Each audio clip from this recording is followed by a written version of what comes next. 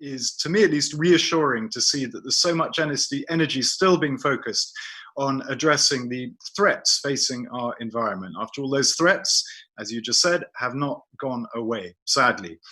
COVID-19 has already had an unprecedented impact on the world, and its effects are going to be felt very, very deeply for many years to come. And we now know that we have been at risk as a consequence of our own behavior to this sort of risk for a very long time, but we had largely chosen not to address that risk. And I think there are some really powerful lessons there in relation to the broader concerns about climate change and the environment.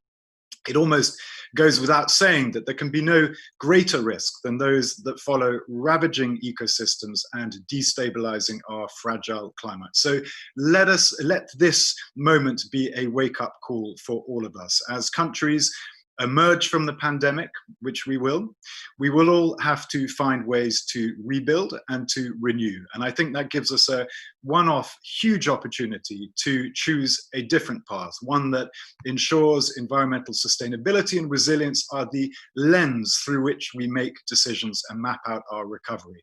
And given the evidence, we will need a Herculean effort on land and sea. 1/3 of marine mammals are threatened with extinction, for example. Nearly 90% of the world's marine fish stocks are now fully exploited, overexploited, or depleted. Half of the world's coastal waters have been degraded. And when it comes to plastic, we face a really stomach-churning challenge. We've seen widespread coverage on plastic pollution affecting literally every single part of our ocean, right the way down to the Mariana Trench, the deepest part of our ocean. 100,000 mammals and 1 million birds die each year, either from eating or getting tangled in ocean plastic, and millions upon millions of tons of plastic still enter the marine environment every year.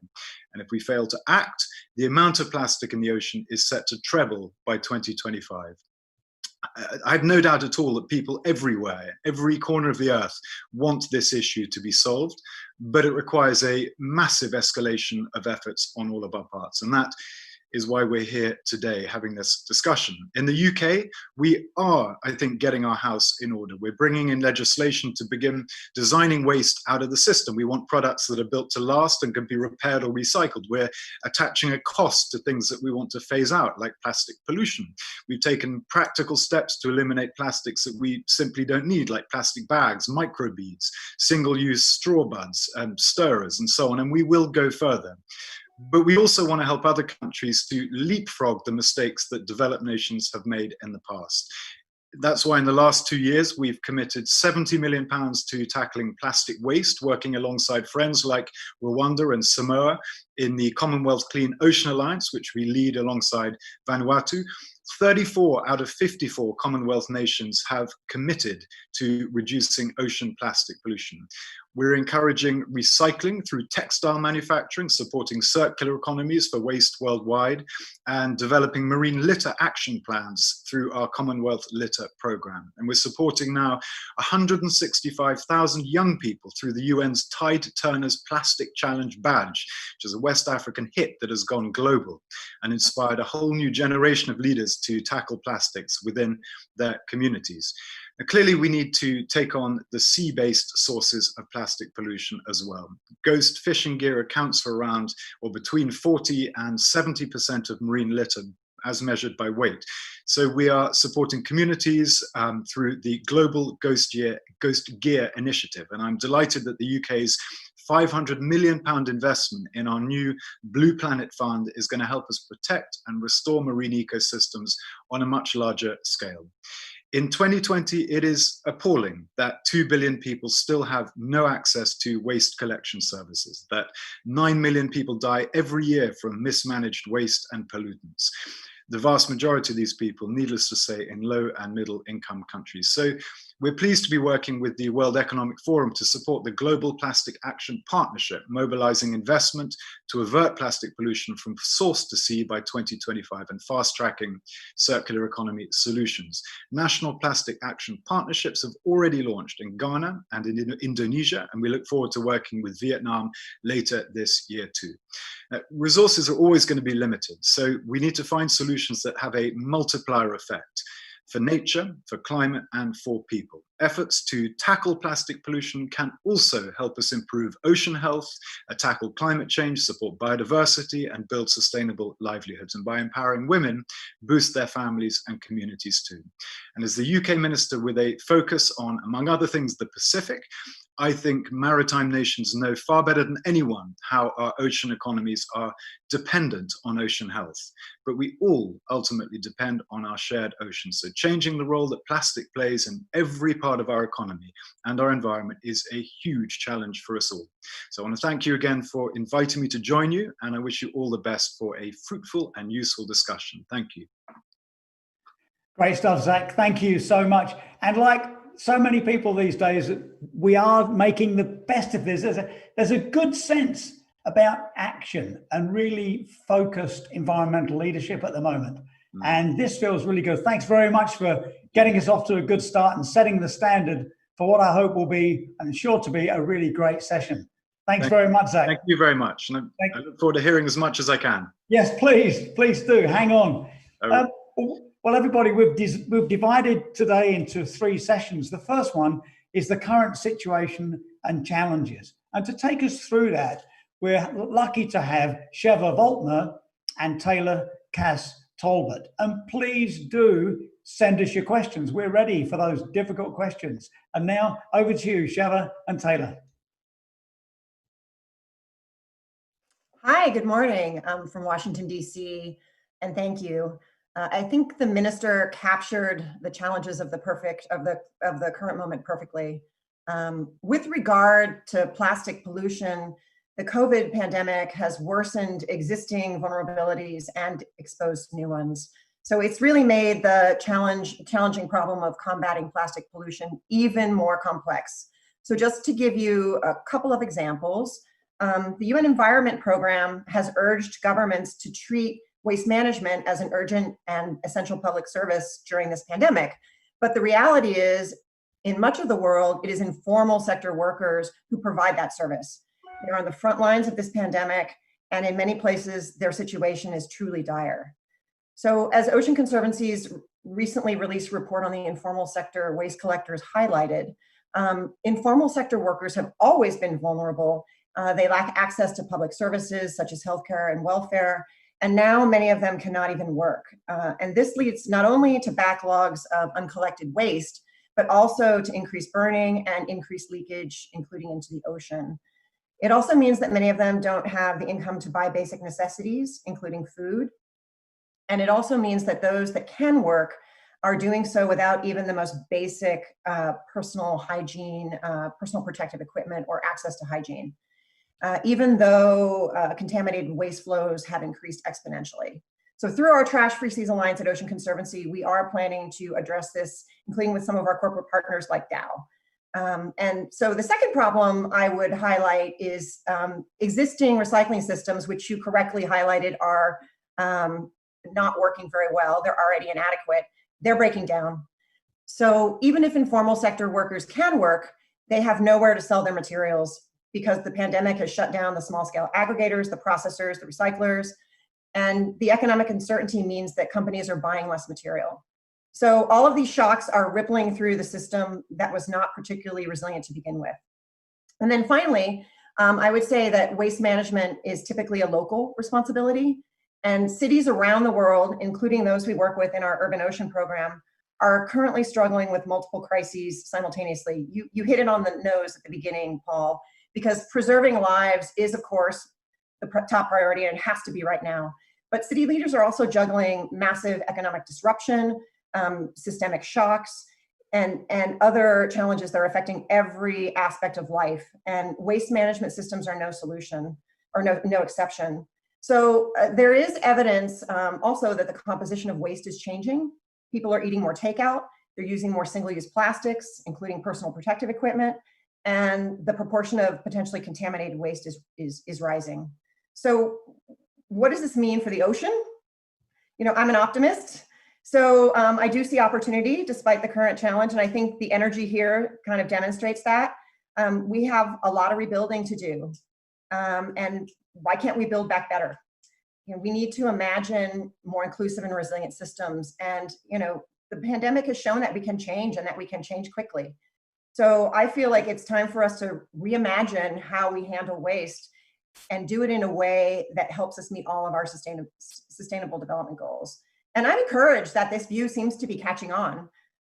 Ocean Conservancy, together with the Circularity Initiative and the Global Resilient Cities Network, recently decided to partner not only on urban ocean, but on a new initiative called Cities for Resilient Recovery, or C2R. And it's this kind of collective action that I think will help us build a future that is better than today. So thank you.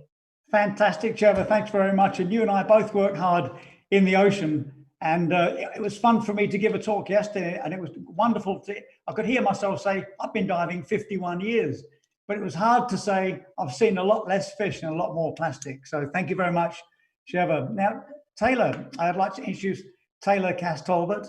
Taylor, I have a question for you. What are the biggest challenges that you and your colleagues are seeing on the ground? And what is your single most important call to action for those of us who want to safeguard the livelihoods of the waste picker communities, a powerful group of people, who we just overlook? Thanks, Paul. And I think that Trevor has highlighted some of the challenges that informal waste pickers are facing around the world, from lack of basic resources to social stigma, increasing stigma, depressed recycling markets. We're also seeing governments and companies really take advantage of the distraction of the crisis to undermine labor rights as well as inclusive waste management systems. And so one thing that we are noticing is that where waste pickers are organized into autonomous cooperatives or associations, they have been far more resilient to this crisis. And this is especially when they've been integrated into more formal types of waste management arrangements through municipal contracts, for example. They've gone into this crisis more resilient by having secured social benefits for themselves previously in a lot of cases. They've also been able to secure for themselves, what they need during this crisis, not only for their own workers, but for their communities at large. And oftentimes that's without government support. And so we're really noticing that in the global South and global North alike, waste picker organizations, when they are representing themselves, they are much more resilient through these types of crises. So the question remains, how do we really safeguard waste picker livelihoods and create what we call inclusive waste management systems, like Trevor was talking about? And I think, for long-term inclusive waste management systems, we do need to help waste pickers organize themselves and be supported with formal opportunities like municipal contracts. We need open and transparent inclusive waste management processes that engage multi-stakeholders, that engage stakeholders really broadly, and that really include waste pickers and their allies in these processes. This will help us identify gaps and inadequacies in our waste management systems, of which there are many, even in countries like the United States, where we think that we have a complete waste management system. We really don't, and there are a lot of gaps and opportunities in there for the informal sector to be integrated. We need to build the capacity of all stakeholders. That includes government and the private sector. This is not a process that can be done in a silo or be pulled by one actor alone. And we need long-term processes so that we can really see this through. Initially, this may look like identifying where waste is meeting the ocean and communities are lacking sufficient waste management services, and so scoping how we can integrate informal workers and providing just basic waste collection services. But over time, this may look like, how do we provide financing to support informal workers to provide other types of services like reusables, other types of materials to help us get what we need, but without creating the type of material footprint that we are currently creating. And I think that there's a lot of opportunity for kind of more global organizing around this issue, since there is this momentum towards more sustainable, inclusive waste management systems. I think that we can use platforms like this to really collaborate and strategize, how do we finance basic waste collection services, and then how do we start to finance really innovative material management systems for the long run. Well, fantastic. Thank you very much, Taylor. And it's one of these things, isn't it? We are crazy if we can't use this pandemic to really change things. And this is just, one example there where, here's the waste picker community that must be overlooked. I'm sure they are forgotten in so many different circumstances. And, we must just use this opportunity to change things. And Sheva, with the ocean, we all speak about plastic going in the ocean, and it's been a feature for so many years since publicly everybody's discovered the Great Pacific Garbage Patch. And then latterly learned that it really wasn't a floating continent out there, but it was in fact the whole ocean. So these are great sessions to get us started with. And I have a question. What kind of data, this is from the public, thank you for sending it in. What kind of data collection can we do to see how much extra plastic has accumulated as a result of the pandemic? What do you think? We're working with Dr. Jenna Jambeck, who is quite well known in this field, and she has been already gathering some data looking at the changing composition of waste and estimating leakage. It varies broadly by geography. So in the US, for example, what she's finding is we're generating a lot more residential waste and a lot less commercial waste because people are staying at home. More single-use, overall waste is declining, but single-use plastic waste is increasing. And what you're finding is because the recycling systems aren't working, waste is piling up. And depending on what geography you're in, perhaps it is stored properly and perhaps it is not. And in cases where it's not stored properly, the leakage into the ocean and other bodies of water is rising. That's very initial data. Yeah, fantastic. And Taylor, just briefly back to you, if I may. Have you seen, have any data at all on the COVID waste and how that's affecting the waste picker community? It's certainly coming through the waste stream, you know, and it presents another problem. This is largely non-recyclable materials. So we also need to have more research done on reusables, you know, looking at the evidence of, can this virus be spread on surfaces? We need to be really looking deeply in that because, you know, the likelihood is that we're going to be living with this for a while, and we need to have more sustainable solutions for that, for waste pickers and for everybody. Well, thank you very much. Great responses, Taylor and Sheva. We've got a big stack of questions here, so hang in with us because we'll collect questions at the end. And for the audience out there, please keep these excellent questions and comments coming. So thank you for a great sort of lay of the land. And we're now going to move to session number 2, which we're calling Shifting Strategies. And to help us with that, we've got Hayley Lowry from Dow. Thank you. Hi, Hayley. Good to see you again. And Maggie Buggy from SAP. How are you both? Fantastic. Thanks, Paul. Great. Thank you. Okay, yes, it's good to be with you here today. So shifting strategies, and Hayley is the Global Sustainability Director at Dow, which has been instrumental in leading the company's efforts to support waste pickers' livelihoods. Hayley, I have a question for you, if I may. International businesses have a unique imperative to protect and uplift those who are most vulnerable, especially during times of crisis just like this. How are you answering this call, and how can your peers in the private sector step up to join in with you, please? Sure, thanks, Paul. I believe that business has an important role to play in times like these of crisis. Not only in times like these, but especially in times like these. I just read a report recently that talked about how employers in the private sector are such a powerful source for trust and ultimately impact. And ultimately, people are trusting companies sometimes more than they are medias or governments to handle these crises.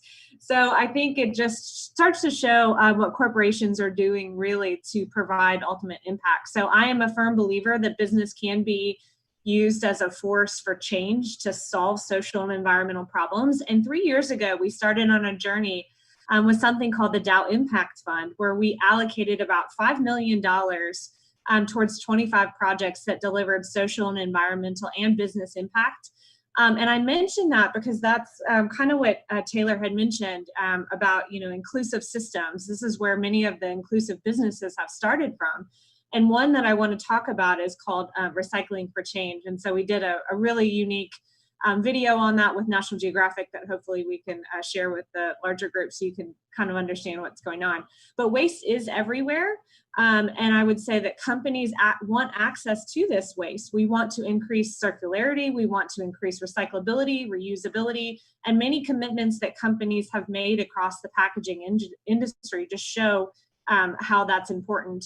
There are about 15 million waste pickers around the world that have been especially vulnerable to the COVID-19 pandemic, and they account for 15 to 20% of waste collection. And these workers are operating on the front lines, so they're keeping waste out of the environment, but they're also helping us accelerate towards the circular economy. And they need help. They often live in areas where healthcare and hygienic necessities are needed. And so what can we do? There are a few things that we've kind of thought through. What can we do? We can partner locally, because that's really important. We can build sustainable business models and kickstart financial support to help some of these immediate needs. In the sustainable business model, we partnered with a company called Boomera and Avena in Latin America to work with waste picker cooperatives. And they really are responsible by law in Brazil to sorting trash collected by municipalities. And they play this critical role between the growing demand for recyclability and recycled content and that transition to circular economy. And it's been really incredible to see that halfway through the program, we've implemented about 70% improvement in productivity. So Avena helping these waste picker cooperatives to increase their productivity. We've seen that, and 50% increase of sales compared to the period last year. And the salaries of these workers have been increased above minimum wage. So I think it's just an example of something that is starting to change an inclusive system. And we don't do this because it's a feel-good activity. We do this, it's a very hard space. We do this because it's good for society and it's good for business, and there's an economic opportunity. And so finally, I would just say, kickstarting financial support to help these communities during the crisis. We came together with over 13 NGOs who've been doing incredible work on the ground. Taylor from WeGoes is one of those. And we said, how can we come together to create a fund that would really help support, providing PPE right now, access to healthcare, supplementary income while these people are not able to work at a period of time. And this fund is through Global Giving. So I'd encourage you guys to go to globalgiving.org and search Waste Collector COVID-19. Waste pickers are the heartbeat of the circular economy, and we need them for a healthy, sustainable world. And this is a fund that's also intended to provide support longer term. So I would encourage you, that's one way that you can help and get your corporations to, from their foundation support, to donate now. So that's one way. So hopefully that's helpful. Well, that was brilliant, Hayley. Thanks so much. And as always, it's always great to meet and work alongside people that admit they're working in a tough space. Don't go away. We've got a lot of questions coming in. Thank you. Excellent input. And now, Maggie, it's great pleasure to introduce you, Maggie. Maggie is the Head of Services Strategy at the technology giant SAP, which is working with the World Economic Forum and its partners to deploy a new digital solution pilot that aims to help millions of informal sector waste pickers in Ghana and Indonesia. It's great to meet you, Maggie. Thanks so much for joining us. Now, I have a question. Could you please tell us, what's the secret? What does this pilot hope to achieve, and how might it support waste pickers in the longer term? Over to you. I certainly can, Paul. And I have to say, the discussion so far makes me even more excited about our solution for rural sourcing management, which we're deploying in partnership with, as you mentioned, the World Economic Forum and also the UN Development Programme, to really improve the lives of those amazing waste pickers across Africa and Asia. And as Taylor and Hayley both actually noted, waste pickers, and I'm going to steal Hayley's phrase, I loved it so much, are the heartbeat of the circular economy. And these waste pickers around the world, well, they often operate as part of the informal economy. It is absolutely not transparent who they are, the prices they get paid for their labor, or whether the practices under which they labor are actually even ethical. For instance, child labor, low pay, improper working conditions, etc. And we can really help solve this at SAP, and we're about to in partnership with our collaborators. So to improve the lives of these waste pickers, we are going to pilot this solution in Ghana and in Indonesia to increase workers' welfare, productivity, and also, in many ways, most importantly, to start to offer that end-to-end transparency and traceability across the entire supply supply chain, from pickers to collection recycling companies to consumer products companies, and also to packaging company buyers. Because as Taylor noted, without that type of transparency, it's very hard to actually target action and, most importantly, drive change in a different outcome. So we know the solution works, which is always a big tick in the box before we start to deploy anything, because it's actually already been deployed across 10 countries in Africa and Asia, but for a different purpose, which is all around helping rural farmers grow more crops and grow them in a more sustainable manner. And I have to say, this is just the beginning, because given that our solution is super flexible and cloud-based, it can be deployed at scale across any other communities that are facing similar challenges anywhere around the world. And it's worth mentioning that, you know, our mission at SAP, similar to Haley in the context of Dow, we really are all about creating a better world and existed really pre the pandemic, because, you know, this isn't about the new normal or returning to old ways. And as you pointed out, Paul, this is a moment of opportunity and a moment for reflection and a moment for action and targeted action, and how we can continue to partner with global and local organizations and local communities to deliver a brighter and more sustainable future for these communities and for the planet, and also for their affiliated ecosystems. When coming back to your earlier point in the discussion around how this fits into the larger sustainability program at SAP, one of the key pillars of that sustainability strategy is to enable and empower a global inclusive circular economy. And our circular economy program really comprises our vision for a plastic-free ocean, number one, which actually we launched here in the World Economic Forum, physical stage earlier this year, and our vision for a zero waste world. And as part of this, we work with lots and lots of our global customers across all industries to really start to target and drive action around responsible sourcing, production, use of materials, and their collection, reuse, and recycling. And we really recognize at SAP that we have both a unique opportunity and also a unique responsibility and a unique stewardship, really, in driving change in this, because our systems touch 77% of the world's data, and more than 430,000 companies use SAP software across their end-to-end value chains. Just think about it. That blows my mind, because this is how we know that we can impact and help our customers become more circular, and the opportunity to do that is significant. And finally, then, COVID-19 has definitely accelerated all of our customers' sustainability efforts, and it really has, thankfully, placed this topic at the very top of their agendas. And it's clear that a move into circular will create, not just address some issues, but will also create new opportunities and new value chains, because it has the opportunity to boost supply chain resilience. And we're super excited to use this momentum and partner with our customers, with NGOs, with governments and citizens to really reimagine everything that we do and can do for a brighter, more inclusive future for us all. Back to you, Paul.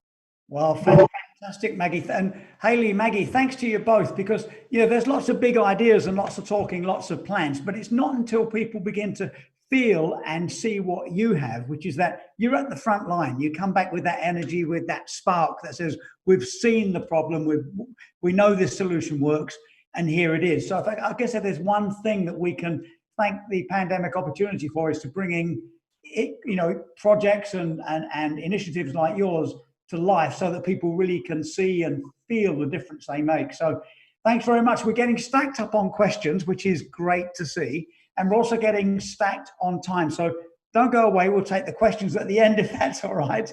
I'll introduce the next session. Thanks very much again. Thank you. Thank you. Thank you. Well, now we move on to the green recovery discussion session number 3. And to help us with that, we've got Audrey Troy, and Surendra Patawari. Good afternoon, both. How are you? Very well. Great. Thank you very much. Thank you very much for joining. We're going great, and this is our session number 3 for you, the green recovery, and quite obviously everybody's excited. What are we going to do? How are we going to make it work?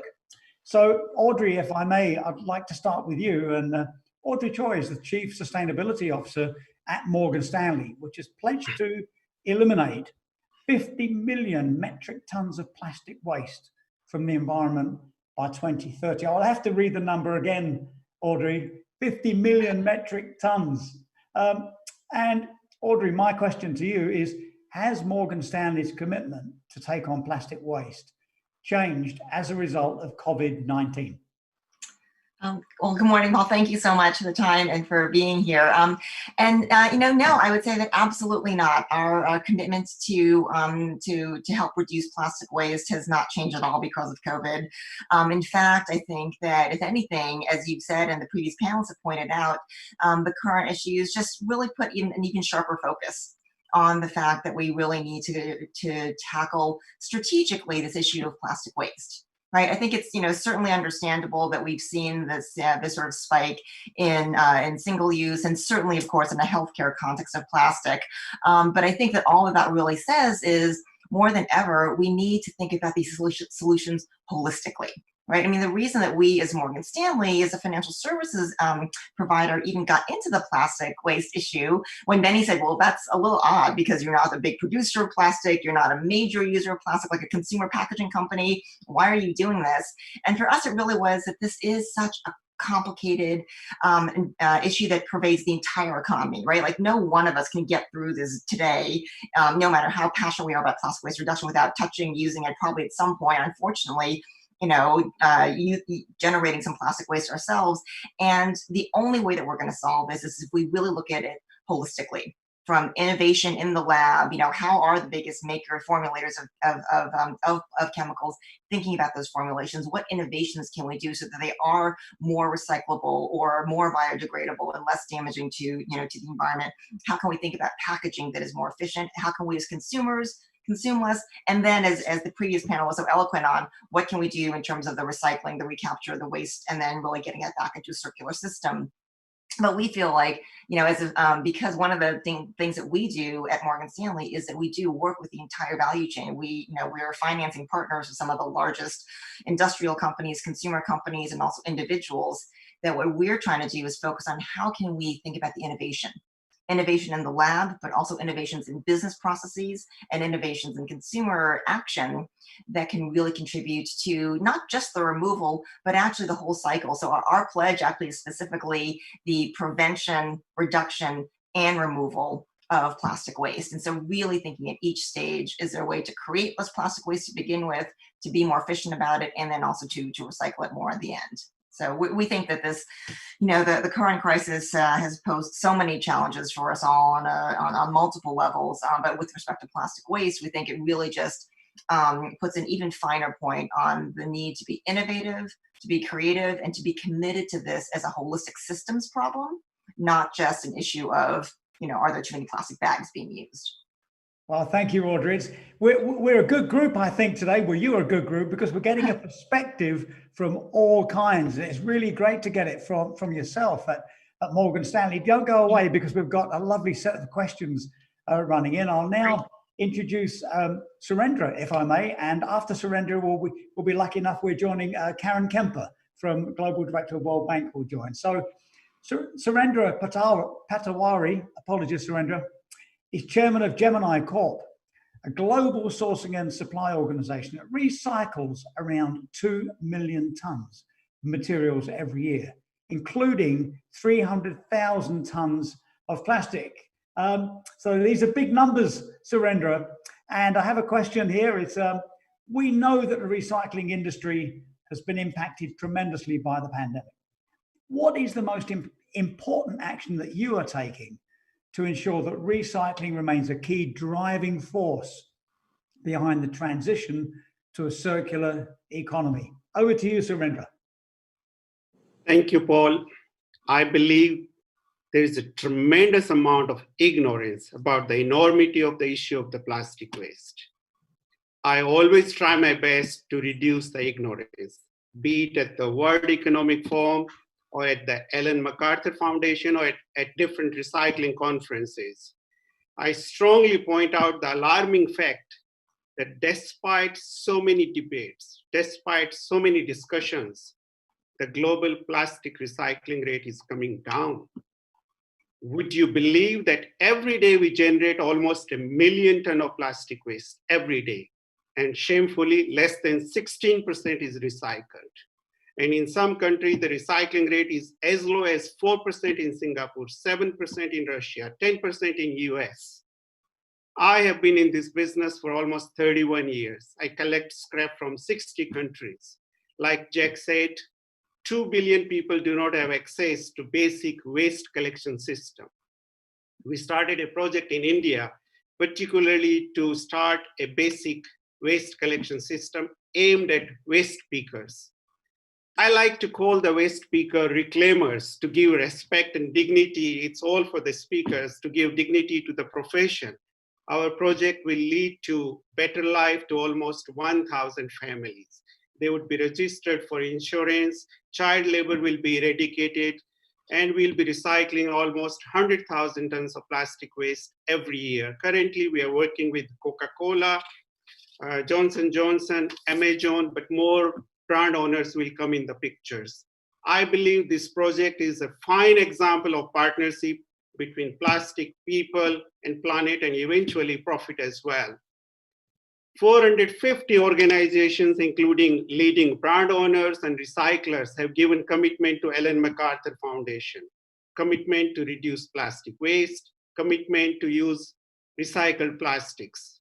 As a member of Ellen MacArthur Foundation, we help these organizations fulfill their commitments by supplying recycled materials from one of our 25 recycling facilities in 33 countries where we recycle the plastics. The leading prime producers and also the brand owners have formed an alliance for investment of $1.5 billion to end the plastic waste. As a board member, we help them, we assist them in finding solutions to logistics challenges, regulatory challenges, and technical challenges. And finally, last month, we joined GPAP. We'll share our knowledge and expertise with GPAP to make the world a better place to live. Thank you. Surendra, thank you very much. And out of all of that great input, there's that thing you started with, that plastics recycling is actually going down. It's amazing set of statistics. Wow. Shocking development, difficult to sink in, but that's the truth. There's a lesson for everybody. Don't run away, please, Surendra. We've got questions coming in. I now would like to introduce Karen. Karen Kemper is the Global Director for the Environment at the World Bank, which has been at the forefront of global COVID response, investing in and mobilizing efforts for building back a better world. Well, welcome to the session, Karen. And I have a question for you. We've heard a strong message throughout this town hall that plastic waste management and the circular economy need to be a key piece of the green recovery agenda. How is the World Bank supporting countries on these two fronts? Over to you, please, Karen. Thank you very much, Paul. It's a great question. So at the World Bank, we have been engaged in the COVID response from the very beginning. And as you can imagine, the very first need that countries had was how to get more finance for their protective personal equipment, for their health sectors, for their hospitals. And then we have gotten into the economic downturn. And so there's been a lot of needs for a fiscal economic recovery. So far, the World Bank has committed to finance $160 billion over the coming 15 months in order to help countries with recovery. And we have already supported some 100 countries in these past 2 or 3 months with the issues that I talked about. But now, of course, countries are saying, okay, so how can we rebuild better? And how, after this immediate shock, how can we build in a green recovery? And I would like to really talk about also a blue recovery, because we know, and we've heard that from the others, that oceans have a specific need. So only putting a green lens may not really address everything that we also need to do for the ocean. So we are also talking about a blue recovery. And in that context, of course, solid waste management does play a big role. I would venture to say that in the recovery efforts by countries, as there is a lot of stimulus money that is coming around, both in developed and in developing countries, that we put the solid waste sector also as an essential sector for recovery. That has not always been the case in responses to economic crises. So that is one part where we need to continue putting financing explicitly in the solid waste management sector, which of course then includes majorly the plastic challenge that we are facing and that we've heard a lot about from all the colleagues who've spoken before me. And what needs to be done is to support innovation. We know that a number of countries are still, and companies, we just heard that, are looking at innovation, both on how to, for instance, do recycling, but also how to use different types of materials in order to not put as much plastic into the environment. It means to create from the public sector side the right incentives and policy environment to be able to deal with the plastic avalanche that we are seeing right now. And that is perhaps also the moment to look at incentives on fossil fuel subsidies, because right now, as we know, oil prices are really low. That makes virgin plastic very low, and that invites to continue producing plastic materials. So we need to go a fine line on thinking about how we could move fossil fuel subsidies to other types of support in order to make it possible to have a functioning recycling sector in countries. And we also can then combine that with all of the social aspects that we have just been hearing about, be it on people engaged in waste management, be it looking at technologies or other financing. So let me leave it at that. But if there's only one thing you remember, please do remember the blue recovery. Karen, music to my ears. Thank you so much. And it's one of those things, isn't it? We're all finding new ways to work during this extraordinary time. And I do miss the global conferences and the chances for us all to get together. But sometimes I've wondered if we're just speaking to the converted, we're speaking to our own audience. There's a situation like this is a great opportunity for us to bring in a whole range of audience globally, and we haven't been flying around the world. So it's feeling great to have all of your great inputs at the moment. And now we're very lucky to be joined by Sweetinia Puspalestari, who is the founder and executive director of Divers Clean Action. So couldn't be happier, because we've got a big ocean focus going on here. Divers Clean Action, a youth NGO in Indonesia that mobilizes over 1,000 volunteers to tackle marine plastic debris. Now, Sweetinia, as you join us, the question is, as a youth leader who's actively working to create a better future for your generation and the ones that follow, what is your question for our panelists? Thank you for the opportunity. I want to acknowledge my privilege here to address the grassroots concerns and needs on a proof of optimism with real actions to smoothen innovations and policy from leaders like you. And maybe my question will be for Minister, how we can continue to keep plastic pollution action a priority, and what are the steps to make sure others recognize its importance more than ever, because it is a new norm that we need to fight for, as it is connected to our health in the recovery from COVID. Thank you.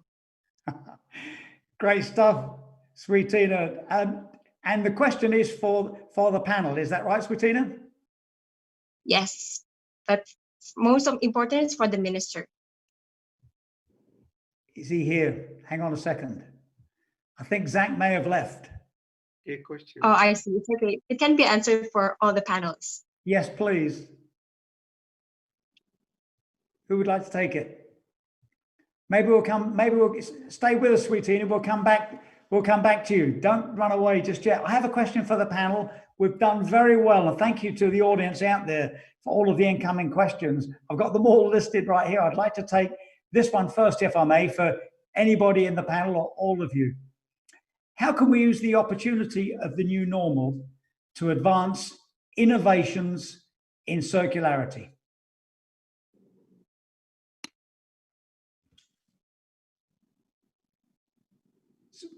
Paul, I can kick us off if helpful. I think as myself and Haley actually were touching on this, that given the nature of our businesses as private sector businesses that are touching so many customers, and my kind of contribution from our inside at SAP is that our customer base, particularly those that are consumer facing and our consumer products companies and engaged in the various points of these supply chains, obviously have a very heavy vested interest in addressing this. But what we've also seen through these, I guess, 12, 13 weeks now of pandemic is that there is just a new level of openness with how multiple diverse actors from finance, as we see represented here, right through to manufacturers, right through to consumers, and also through our innovation investments, through our venture funds, of an awful lot of ideation internally at SAP. For instance, we have a major program called 1 Billion Lives, whereby all of SAP employees are encouraged to identify and recognize opportunities or problems that technology can solve through innovation. And this is back to, I think, one of the premises that I touched on, Haley touched on. I also heard the same sentiment echoed by the other speakers. This is a time for action. And the role of innovation is that it has a unique piece that it moves us beyond having nice talking shops around things to actually, how do we build meaningful solutions, and how do we measure results, and how do we gear the ecosystem and community to scale and deploy those results. And I'll close, I'm sure that other speakers have points as well. We also recognize internally at SAP that, well, we also have to change and rethink how we measure value. And what I mean by that is that we are talking a lot internally now about the importance of the triple bottom line. And we're not just talking about it, again, in our ongoing attempts to walk the walk. We have got a lot of activities through our Climate 21 initiative. We're embedding the ability to track this for our customers through all our core ERP software, and also thinking about how we measure the financial contribution and how the triple bottom line of economic, societal, and environmental is reflected in our own shareholder value and our customer shareholder value, because we believe in the future contribution across the triple bottom line will be as important as the current prevalent, or historic, I hope, prevalent economic bottom line. So I'll let everyone and Maggie, thank you so much for brilliant stuff. Just hang on, don't go away. We've got more questions. And another question has come in that says, how can we use the opportunity of the new normal to advance innovations in circularity, but how do we create more markets for recyclable and reusable communities? I would take that one. Sorry. Can you guys hear me okay? Yes. Okay, great. Yeah, so I think there's a huge opportunity to really change, like Maggie mentioned, change the way that we're looking at systems and change the way that we are thinking about business models, but especially technologies. And so I know it was mentioned that, you know, recycling rates are going down, but I think we've got to figure out how to fix some of the systems that are not working and how to really enhance them or recreate them. And some new innovations in that space are really some new advanced recycling technologies that I'm pretty excited about, that I think have a lot of potential. They have potential to take pretty contaminated waste and convert that back to a product that can go into food applications or into medical applications that still provides a lot of the health and safety benefits that are needed, but actually that's using waste to generate that. So I think there are a lot of innovations and new technologies that really help advance circularity, not just for putting a Band-Aid on a current system, but redesigning and rethinking the entire system in its entirety. You know, Paul, also, I just wanted to, is it okay? I just want to add in also to really get back to Swetinia's question, which I think was a terrific one, that we actually think, frankly, that the kind of things that she's doing and the youth action and the youth focus on this really is going to be critical. Because, you know, I think as Haley and others have mentioned, we're seeing that, you know, consumers in general and actually investors in large have increasingly said that they really care about making sure that their dollars, whether that's for an individual purchase or a large investment, aligns with their values. The fact that we have youth like Swetinia and others so focused on the burden of plastic waste, what that means for our environmental future and their future and health, is critical. And one of the things that we've been excited to do at Morgan Stanley actually is we've partnered also with Dr. Jenna Jambak around the marine debris tracker. And we are also worked with National Geographic to develop curriculums so that everybody could take that into schools, really help create a whole new generation of citizen scientists who can help us really track and understand this problem. Because I think, you know, we've definitely seen that the combination of individual action, of data that actually helps us understand how these things all come together is really, you know, a part of the solution. And, you know, the last piece that I mentioned is where I think we're very encouraged to see real focus, continued focus from investors, both individual and large, is in some of the financings we've been able to do. You know, last year when we announced the plastic waste resolution, and we actually partnered with the World Bank, and they did the first bond that was focused, sort of a blue bond focused specifically on marine health and plastic waste reduction, and we saw enormous investor response to that. Fast forward, you know, several months later, we worked with Pepsi to do $1 billion bond where a large portion of the proceeds was focused on reducing plastic waste in their virgin plastic in their beverage chain. And all of that really does come from the consumers. When you have the consumers saying we don't want to continue buying products that are going to contribute to the problem instead of problems that are part of the solution, or at least trying to ameliorate the solution, you know, that's one of the things that we think will just keep that energy going. Fantastic, Audrey.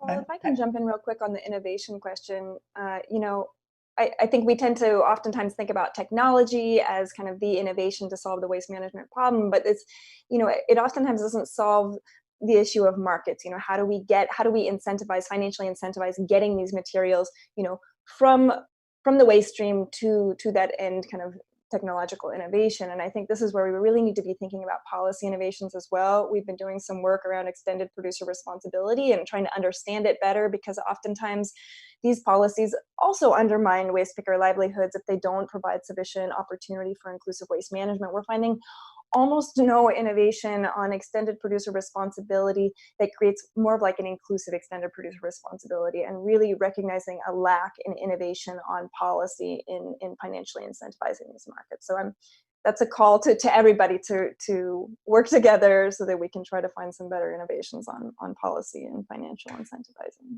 Thank you, Taylor. And thanks everybody on the innovation question, because it does feel like a great opportunity for those people who have ideas, have innovations, have a way of making something come forward. They're pushing at open doors. You know, with your help, it feels as if the doors are open. So come on, all the big ideas out there, all of you that are listening, you know where to send the ideas, because the door is open, waiting for you and your ideas for the future. And I have a question here. We've got lots of questions. Thanks very much for sending them in. How can we engage the global community to be part of the solution and not the cause, which is really important? And how do we build awareness among the public to tackle plastic pollution? Anybody? All of you? I can speak to that a little bit. Thank you. Basically, we need to do everything and we need to do it all at once, right? So that's really what we're all saying. But in terms of engaging the public and keeping awareness, you know, the Ocean Conservancy runs the International Coastal Cleanup, which is the world's largest beach cleanup. Last year, we mobilized over 1 million people around the world. We worked with NOAA collaboratively on the marine debris tracker. What makes our cleanup different is that we count everything that we collect, and we publish that data every year. And we are racing right now to add a category for personal protective equipment for this year's countdown, because we anticipate that we're going to be seeing a lot more of that on our beaches. But I also realize that this year is going to be different because we're not going to be able to gather huge groups of people, right? So how do we do it differently? How do we do it better? How do we keep people engaged? And again, there is an opportunity here, right? People are home. They're looking around. any person can go out and pick up trash and think about what they're putting in the environment, or look at what they're putting in their recycling bin or not putting in their recycling bin, as the case may be. So I think there are opportunities, even though we're in this very challenging space. And I did also, the policy piece is really critical as well, because I do think to be sustainable, we need to set the incentives correctly, right? Business responds to the incentives you give them. And if you create a system where the cheapest alternative is virgin plastic, and that's what makes sense, that's what many, not all, but many businesses will do. So getting that incentive right at the policy level so that it flows down the system properly is something that we think about a lot at Ocean Conservancy, and that we work on at the policy level, including through a plastics policy playbook we put out last year. Great stuff, Sheva. Any more comments on that one? It's a good one, because we do have a situation where sometimes, you know, the community does feel like we're part of the problem. You know, I've got a plastic bag, what do I do with it? And people get a bit feeling of beaten up, a bit sort of bomb struck by this thing. So any more comments on this one, please? So maybe if I can come in, it's one of the reasons why we are engaged in GPAP call, because there's a lot of different actors who come from different angles and who amplify the message that there is a necessity to do something about plastic. And as you can see, different entities reach different audiences. And also the thing that is very important is to focus on solutions. What we have seen is that people really, really want to deal with it, no matter if they are in developing or developed countries. People do not like to have waste around them, and they do not like to know that they are polluting the environment, including the oceans, but they do need to have solutions. And that's where the various policies that we all have talked about come in. That's also where financing comes in, be it at municipal levels or at country levels. And of course, the information of what one can do. And that is where, again, with the COVID-19 crisis, we have a bit of a fine line to walk to show the solution where people need to protect themselves from the virus at this moment. And sometimes single-use plastic of different kinds is needed, but then for many things it's not needed. And to be able to develop that solution and that message for people so that people can choose, that I find very important in this entire package. Thank you, Karen. And Surendra. Paul, can I add two very important points? First, the COVID has brought a lot of challenges, particularly the PPE. Every day, the people are using 44 million pieces of masks, gloves. It's almost 500,000 tons. I did the calculation. Rag pickers are not willing to pick up those things. It's going to be a big challenge. Second thing, a very important thing, I believe the problem of plastic waste is much, much more serious than being led to believe. We don't have enough infrastructure. Mechanical recycling can add only 5 to 7 million tons recycling capacity every year. Chemical recycling is still 5 years ahead, despite all the problems which we have. Financially, even if you have the best resources, we don't have enough infrastructure to increase the recycling from existing 16% to 30 or 40% even. 300 million tons we produce every year as a waste. 450 million in 10 years. The problem is simply too big to be ignored. I think we have to handle, all of us has to be involved and recognize the enormity of the issue. Surendra, thank you very much. Well, we're knee deep in questions here, but we're also firmly out of time. So it's my job to thank you all for attending and for everybody online for joining us. And the only thing I can think of is that every once in a while we're faced with a problem that's so big that we wonder if it's going to root us into instability. We're not going to make a step because the problem just seems so huge. And here we are with this unbelievably powerful confluence of events. You know, we've got plastic pollution. We really are in the thick of a global pandemic. And what are we going to do about it? And this feels to me like a true action focused opportunity. So thank you very much for listening. And can I ask you please to look at the thoughts on the event. There's a slide where you'll see you can take a survey and let us have your feedback on the event.